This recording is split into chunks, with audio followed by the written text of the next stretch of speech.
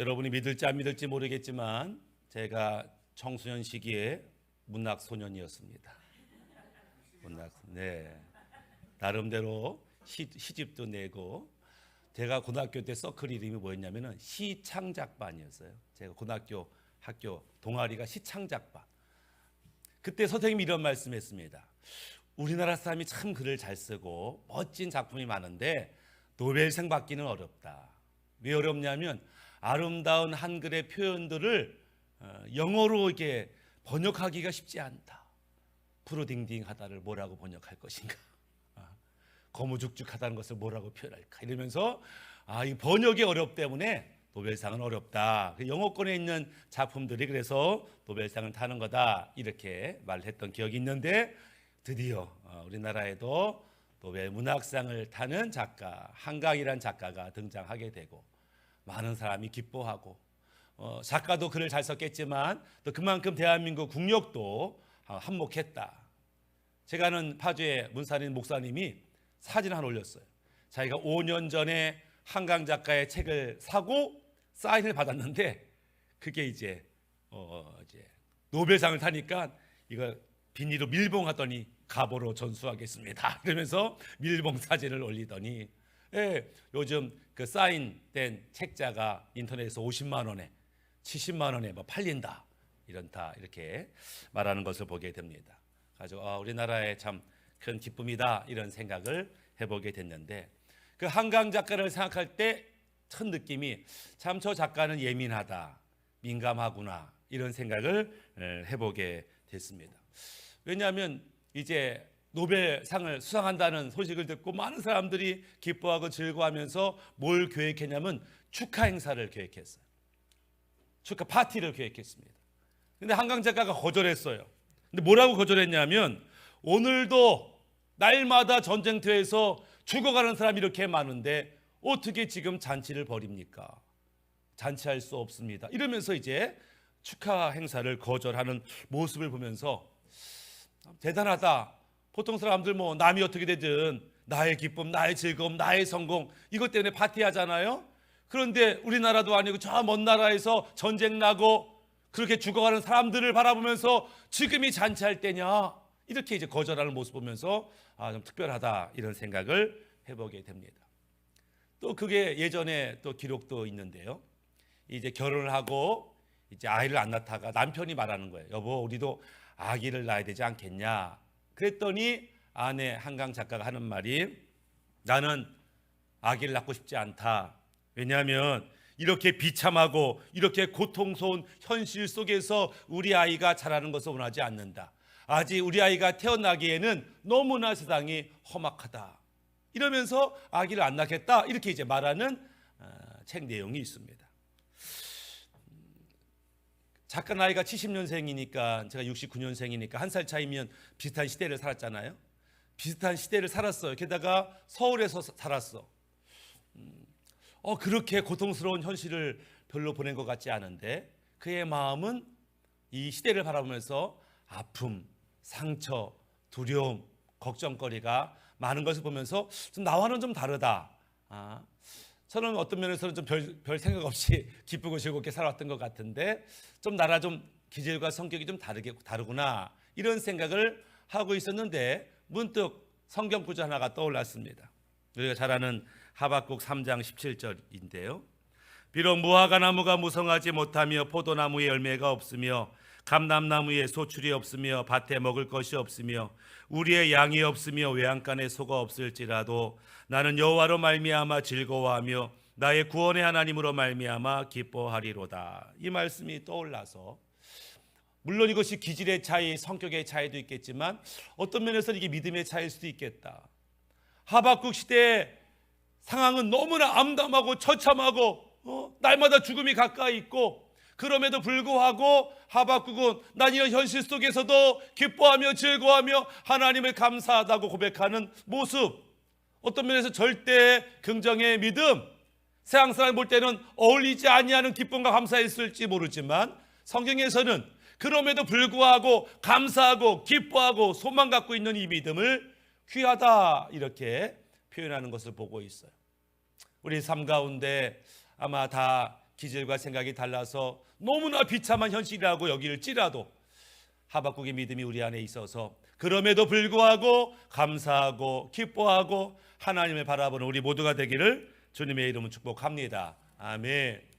제가 예전에 폴란드를 방문했고 마침 머문 도시에 이 근처에 뭐 가볼 만한 데가 있을까를 받아보니까 뭐가 나오냐, 아우슈비츠 그 수용사가 가까이 있다는 걸 알게 됐어요.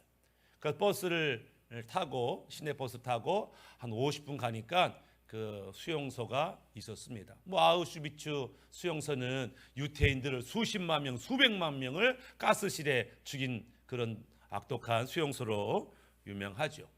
근데 그 근처에 딱 가는데 뭐랄까 벌써 하늘부터 느낌이 시커머리한 게 좋지가 않고 그 수용소에 딱 표를 내고 딱 들어갈 때부터 이상한 쾌쾌한 냄새, 막 토할 것 같은 냄새. 그래도 아내는 봐야 되겠다 하고 참고 그 아내를 구경했던. 물론 그 2차 대결이 얼마나 오래전이에요. 몇십 년 전이 지났음에도 불구하고 여전히 그 아주 음습하고 기분 좋지 않은 그런 냄새들이 마치 저기 화장터에서 시체를 태우는 것 같은 그런 냄새가 나는 것 같아 아주 역겨운 그런 느낌이었습니다. 그러다가 수용소에 방을 갔는데 옛날 우리 군인 막사처럼 생긴 방이에요. 방인데 침대가 있어요. 침대가 4층으로 돼 있어. 한 층의 간격이 한 40cm. 한 층에. 그러니까 사람이 쏙 들어가면 이렇게 돌아 눕기도 어려운 그런 높이인데 그 침대야. 바닥은 지푸라기에 깔려 있고 빈대가 그렇게 많았대요. 그래서 거기 들어가서 움직이기도 어렵지만 빈대에 잠을 잘 수 못하는, 그것도 부족해서 이것도 차지하지 못한 사람은 땅바닥에서 잠을 자는, 언제 죽을지 모르는 그런 수용소였죠. 기분이 좋지 않아서 막 나오려고 하는데 뭐 글이 써 있어. 벽에 글이 써 있는데 이렇게 뭐 이렇게 표시해놨어. 자세히 보니까 한국말로 하면은 그 수용소 벽에 뭐라고 써 있냐면, 하늘을 두루마리 삼고 바다를 먹물 삼아도 한없는 하나님의 사랑 다 기록할 수 없겠네. 이 찬송가 구절이 거기 쓰여 있는 걸 보면서 아주 만감이 교체하는 것을 보게 됩니다. 그 누구보다 비참할 수 있잖아요. 그 누구보다 괴로운 시간들을 보내죠. 언제 죽을지 모르는 그곳에서 하나님의 사랑을 고백한다는 것, 믿음이 아니면 가능하지 않다, 이런 생각을 해보게 됩니다. 오늘 본문의 말씀은 하나님이 기뻐하는 믿음이란 어떤 믿음일까에 대해서 살펴보는데, 히브리서 11장은 믿음장이라고 하죠. 그래서 하나님이 기뻐하는 믿음에서 첫 번째 등장하는 사람의 이름이 아벨이라고 하는 사람입니다. 아벨의 믿음이 어떤 믿음일까 하면은 제사하는 믿음이라고 볼 수 있어요. 4절 보면은 믿음으로 아벨은 가인보다 더 나은 제사를 하나님께 드림으로 의로운 자라 하시는 증거를 얻었으니 하나님 그 예물에 대하여 증언하심이라. 그가 죽었으나 그 믿음으로써 지금도 말하느니라. 도대체 아벨이 어떤 믿음을 가졌기에 하나님을 기뻐하시고 믿음의 가장 첫 번째 증인으로 그를 삼으셨을까? 아벨을 보면 아벨의 직업이라고 할까요? 그는 목축업을 하는, 양을 치는 양치기였다, 이렇게 표현하고 있어요. 양치기였나 보다. 이스라엘 백성들이 다 양치기를 많이 했으니까 목동이었나 보다. 근데 좀 이상해요. 지금 이때는 아담의 아들 아벨의 때는 하나님께서 인간에게 고기를 먹으라고 허락하지 않을 때예요. 고기는 노아 홍수 이후에 인간이 먹었어요. 즉 하나님이 인간에게 허락한 음식은 야채, 채소, 과일, 이것만 먹던 시대. 인간이 그거 먹었어요. 이렇게 채식, 초식동물처럼 채식을 했다고. 그런데 양, 염소를 키운다? 이걸 먹으려고 키운 게 아니에요. 아벨이 육식을 안 했는데 그러면 왜 이거를 양, 염소를 키웠을까를 생각해 보는 거죠. 아벨이 어릴 때부터 부모님 아담과 하와한테 들었던 이야기가 있을 거예요. 그게 뭐예요? 에덴 동산 이야기겠죠. 원래 엄마 아빠는 말이야 에덴 동산에 살았어. 그 어린데요. 저쪽 끝에 있는데 지금 우리가 못 간단다. 왜요? 얼마나 좋은지 몰라. 하지만 엄마 아빠가 죄를 졌어. 하나님이 그 먹으면 죽는다고 했는데 그걸 믿지 않고 먹었더니 지금 우리가 쫓겨나게 됐지. 아마 가인과 아벨은 아담과 하와 부모님을 통해서 에덴 동산에 대한 아름다운 얘기를 많이 들었을 거예요. 근데 갈 수 없는 근데 그곳. 그러다가 에덴 동산 그러다가 에덴 동산과 현실과의 실마리 하나를 찾는데 그게 뭐냐면 엄마 아빠가 입고 있는 가죽 옷이죠. 엄마 얘기 끝에 죽어야 되는데 안 죽었잖아. 너무 창피해가지고 나뭇잎으로 막 가렸는데 그날 저녁이면 다 말랐잖아. 얼마나 창피한지 당황스럽고. 근데 하나님이 가죽 옷을 입혔어. 이게 그 옷이야. 가죽 옷을 입혔다고요? 만져봤겠죠. 글쎄요.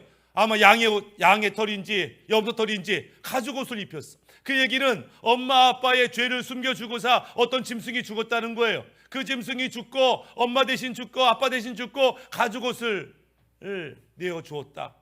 아마 그것이 이제 제사죠. 제사라는 게 뭐냐면 우리의 지은 죄를 대신 짐승에게 전가하고 짐승이 나 대신 죽는 속죄의 제사. 엄마 아빠가 죄를 져서 마땅히 죽어야 되겠지만 지금 짐승이 죽고 짐승으로 말미암아 엄마의 죄가 숨겨졌구나, 가려졌구나. 이것이 제사구나를 깨달았던 것 같아요. 그래서 아벨이 키운 양과 염소는 먹으려고 키운 게 아니라 제사하기 위해서 하나님께 제사함으로 속죄의 은혜를 누리고 하나님께 제사함으로 이제는 거룩한 관계가 되고 이제 하나님과 온전한 회복이 되는 그런 삶을 살겠다고 양치기가 된 것이 아닌가 이런 생각을 해보게 됩니다. 그리고 그가 제사 드릴 때 양을 잡아서 각을 떠서 제사를 드렸죠. 고기를 태우는 거죠. 출애굽기 29장 18절 이런 말씀이 있어요. 그 순양 전부를 제단 위에 불사르라.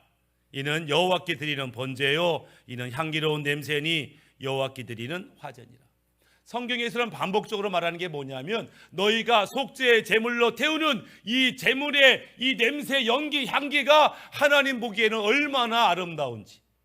향기로운 냄새다. 이렇게 향기로운 냄새. 이 고기 타고 가죽 타고 기름 타는 이 시꺼먼 연기가 하나님 보시기에는 향기로운 냄새다. 왜? 그것은 자기 사랑하는 백성의 죄가 사라지는 과정이니까. 인간의 죄를 덮은 이 짐승이 죽음으로 인간이 거룩함을, 정결함을, 깨끗함을 입는 속죄의 제사니까 그것을 하나님이 향기롭게 받으신다.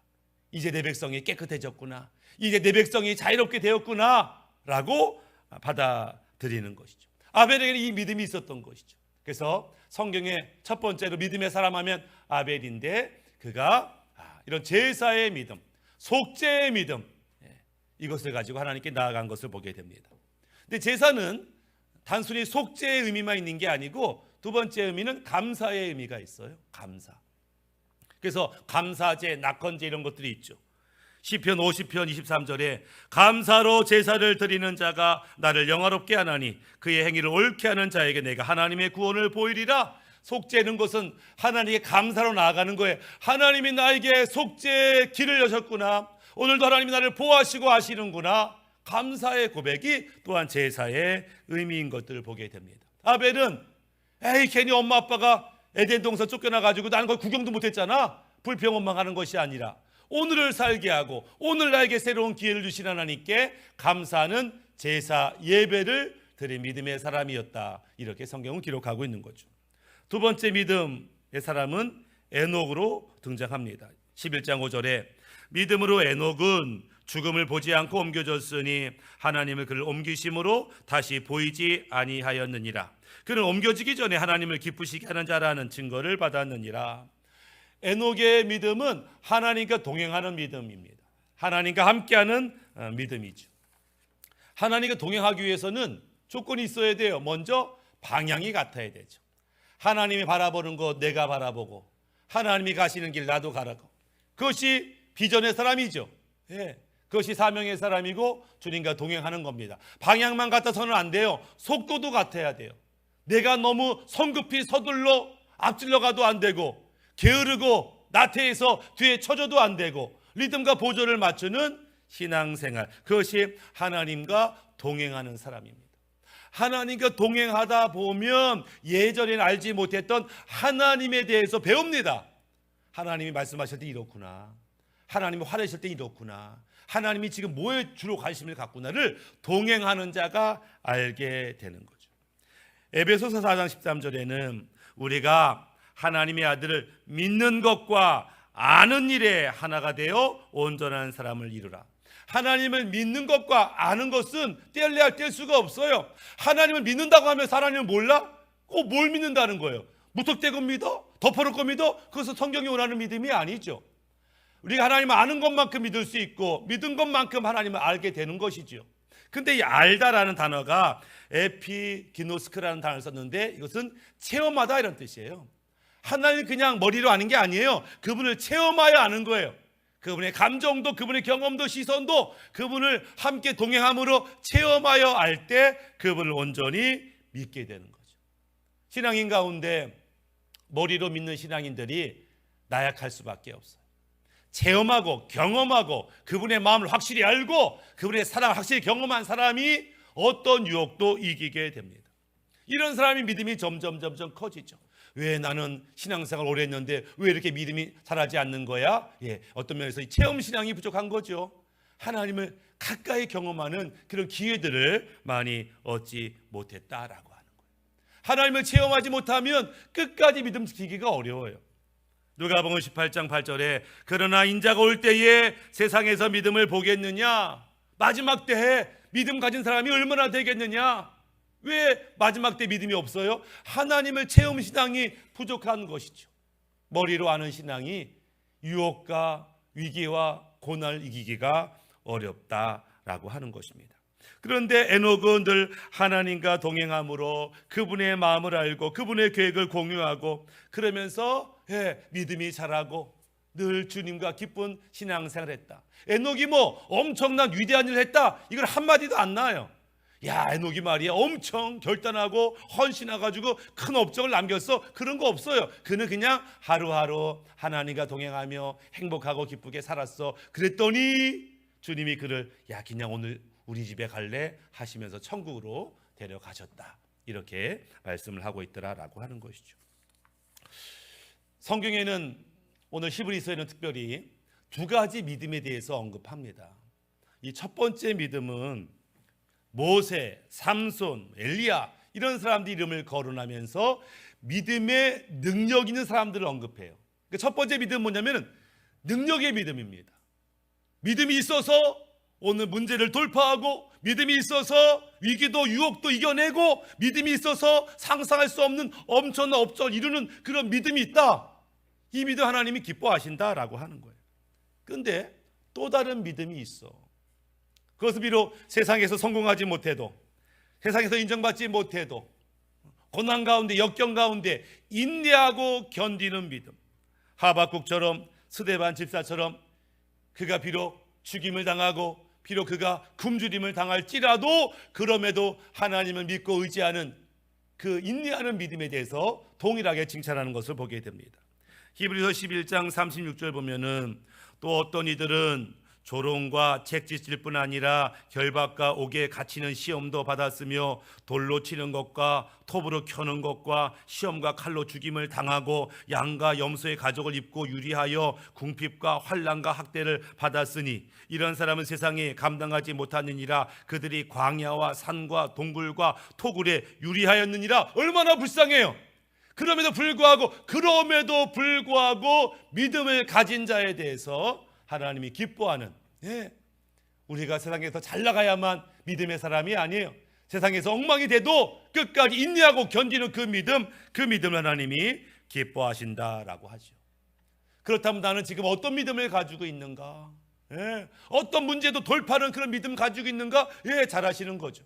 그러나 아무것도 못하지만 내가 끝까지 견디리라, 끝까지 주님 포기하지 않으리라, 그 믿음 가지고 있어요. 그 믿음도 하나님이 기뻐하는 믿음이다, 이렇게 말하는 것입니다. 나는 그런 믿음을 가지고 있는가? 예전에 남양주에 아는 집사님이 계셨는데 그의 부인이 목사님 신방 좀 와주세요. 왜요? 했더니 우리 남편이 많이 아파요. 그 남편이 이제 폐암이라고 하는 거예요. 폐암 3기인지 4기인지 아주 위급한 상황인데 신방을 와달라고 하는 거예요. 어디로? 병원으로 갔어요. 병원으로 왔더니 근데 문제는 뭐냐면 가족들이 이 아버지 남편한테 폐암이라고 말을 못한 거야. 이 아버지는 뭐 어릴 때부터 아주 건강한 체질이었어요. 감기 때문에 한 번도 병원 간 적이 없다고 하니까 뭐 강골 체질이었던 것 같아요. 건강은 자신했어요. 근데 지금 아파서 병원에 있지만 가족들이 요 폐 근처에 혹이 하나 있어. 요것만 떼내면 뭐 별거 아니야. 이렇게 이제 얘기를 해놓은 상태예요. 병원에 입원했는데 제가 신방을 갔습니다. 그러니까 이제 부인은 초조하고 자식들도 걱정이 많은 눈빛으로 목사님 우리 아버지 좀 확실히 영접도 하고 이제 예수님 좀 믿고 뭐 이렇게 했으면 좋을 것 같아요. 왜? 혹시 수술하다 잘못될 수 있다고 하니까. 그 제가 가가지고 신방하는데 이분이 제 얘기는 듣지 않고 실실 웃으면서 제가요 태어나면요 이것도 하고 저것도 하고 즐길 거면 잔뜩 얘기야. 계획이 많아. 자기가 지금 죽을 수 있다는 생각을 모르는 거죠. 그런 상황을 보면서 야 이분한테 자기가 지금 폐암이라는 사실을 숨기는 게 맞나? 어떤 면에서 지금 이 시간이 마지막 시간일 수 있잖아요. 그렇다면 지금 그가 인생의 마지막을 좀 정리하고 준비하고 대비하고 그럴 좀 시간이 필요한데 자기 병명도 모른 채 지금 놀러 갈 생각, 멋진 생각을 지금 자랑하는 걸 보면서 좀 마음이 너무너무 안타까웠던 것들을 보게 됩니다. 오늘 나의 믿음은 하나님 보시기에 기뻐하시는 믿음인가, 칭찬할 만한 믿음인가, 우리가 자신을 좀 점검해 볼 필요가 있다. 왜? 이 믿음이 우리를 죽고 사는 데 관여하기 때문에, 이 믿음 있는 자에게 생명을 하나님이 허락하시는 것이기 때문에. 요한복음 20장 31절에 오직 이것을 기록함은 너희로 예수께서 하나님의 아들 그리스도이심을 믿게 하려 함이요 또 너희로 믿고 그 이름을 힘입어 생명을 얻게 하려 함이라. 믿음이 있어야만 생명을 얻기 때문에 우리가 이 믿음을 꼭 확인해 봐야 된다라고 하는 거예요. 이 믿음이 있으면 죽음은 죽으리라.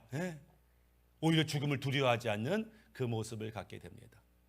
책을 읽다가 야 이런 사건 이렇게 기록되어 있었네라고 눌렀던 게 이수신 장군의 난중일기예요. 이수신 장군이 명량해전을 앞두고 난중일기를 썼어요. 계묘년 9월 15일 맑음 쭉 썼는데 제 관심 있는 부분은 뭐냐면 그 중간에 이게 있어요. 어젯밤에 꿈에 신인이 나타나 이렇게 하면 크게 이기고 이렇게 하면 지게 된다고 말해 주었다. 그 말은 생즉 필사 사즉 필생 이렇게 써 있어요. 이 단어 중에 그러니까 뭐 우리가 아는 죽고자 하면 살고 살고자 하면 죽는다 이런 말을 했죠. 근데 그 앞에 단어 어젯밤에 꿈에 신인이 나타나서 신이시면서 인간이야. 우리한테는 예수님 아니겠어요? 야, 신 같은데 인간이야. 인간의 모습 한 신이 나타나서 하는 말이 너 죽고자 하면 살고 살고자 하면 죽어 이 말씀을 했다는 거예요. 이 성경에 등장합니다. 로마서 8장 13절에 우리가 육신대로 살면 반드시 죽을 것이로되 영으로서 몸의 행실을 죽으면 살리니. 뭐 이수신 장군이 하나님 예수님을 믿은 건 아니겠지만 이 말이 와 닿았습니다. 믿으면 죽어도 사는구나. 믿으면 죽음을 두려워하지 않는구나. 우리 안에 이 믿음이 있었으면 좋겠습니다. 죽음을 두려워하지 않는 믿음, 어떤 문제와 환경 속에서도 포기하지 않는 믿음이 우리 안에 있었으면, 그리고 우리 믿음을 우리의 자녀들이 보고 나도 우리 아버지 어머니 같은 믿음을 좀 가져야 되겠다. 어떤 분이 일찍 돌아가신 어머니의 믿음을 생각하면서 우리 어릴 때 몰랐대요. 나중에 크면서 주변 사람들 얘기하는 거야. 야, 니네 어머니야 맨날 새벽기도 갔어. 그렇게 아버지한테 매를 맞고 그렇게 미움받아가지고 종갓대기 씹어가지고 그래도 새벽기도 갔어. 뭐 이런 얘기를 하면서 우리 어머니가 그런 믿음의 삶을 살았구나. 나도 새벽 예배 지켜야지. 이렇게 말씀하시는 걸 들었어요. 제가 예전에 놀이터에 앉아 있는데 애들이 남매인지 모르겠어요. 남매 같은데 애들이 놀이터에 오더니 우리 소꿉놀이 하는 거예요. 막 소꿉놀이 하더니 네가 엄마해, 내가 아빠 할게. 뭐 이렇게 이제 소꿉놀이 하는 거예요. 그러니까 갑자기 엄마 했더니 여자가 이제 밥을 차리는 거예요. 이렇게 밥 싸는 게 가지고 밥을 이렇게 차가지고 아빠 역할을 이렇게 앉아가지고 신문을 보고 있어. 그러니까 이제 엄마 역할 하나 이렇게 여보 식사해요. 가까이 갔더니 남자가 하는 말 이게 뭐야? 발로 뻥 찹니다. 옆에서 이렇게 놀아요. 와, 누구네 집 애들인지 몰라도 엄마 아빠가 저렇게 노나 보다 생각을 했어요. 엄마 아빠 흉내를 냈겠죠. 근데 엄마는 엉엉 우는 모습, 아빠는 발로 뻥 차는 모습. 와, 저 아이들 아마 그 엄마 아빠가 이 아이들이 노는 모습 봤으면 어땠을까? 야, 얘들이 엄마 아빠를 똑 닮았네 이러면서 대견했을까? 아우 부끄러워했을까? 오늘 우리의 믿음을 보고 우리의 자녀들이 뭐라고 말할까? 역시 우리 아버지 어머니는 믿음이 좋으셨어, 나도 그 믿음 따라가야지 이렇게 말할까? 아유, 나 우리 아버지 어머니는 안 닮을 거야 이렇게 말할까? 우리 믿음이 자라서 자녀들에게 모델이 되는 믿음이면 얼마나 좋을까, 이런 생각을 해보게 됩니다. 말씀을 마무리하면 하나님이 기뻐하는 첫 번째 믿음이 뭘까? 그것은 그럼에도 불구하고 감사하고 기뻐하는 믿음이 아닐까? 하박국처럼 비록 무화과 나무가 무성하지 못하며 포도나무에 열매가 없으며 감람나무에 수출이 없으며 밭에 먹을 것이 없으며 우리의 양이 없으며 외양간에 소가 없을지라도 나는 여호와로 말미암아 즐거워하며 나의 구원의 하나님으로 말미암아 기뻐하리로다라고 고백하는 그럼에도 불구하고의 믿음이 우리 안에 있었으면 좋겠다. 두 번째 하나님이 기뻐하는 믿음은 아벨의 믿음. 그것은 예배하는 믿음이에요. 속죄의 제사를 기뻐하듯이 속죄의 하나님의 은혜를 알고 감사의 예배를 드릴 수 있는 그 믿음, 그 믿음. 자기 생존을 위해 살지 아니하고 하나님을 기쁘시게 위해서 살았던 아벨의 믿음. 세 번째 믿음은 에녹의 믿음이죠. 하나님과 동행하는 믿음. 하나님과 방향을 같이 맞추고 하나님과 보조 속도를 맞추는 그런 믿음. 서두르지도 않고 게으르지도 않는 그런 믿음. 하나님 기뻐하는 믿음이 아닐까. 네 번째는 기꺼이 내가 죽고 나의 욕심, 야망이 죽고 주님이 사는, 내가 죽어야 부활의 은혜가 있는 것처럼 죽음을 두려워하지 않냐고 믿음으로 살고자 하는 그 믿음이 우리 모두에게 임하시기를 예수님의 이름 축복합니다. 아멘.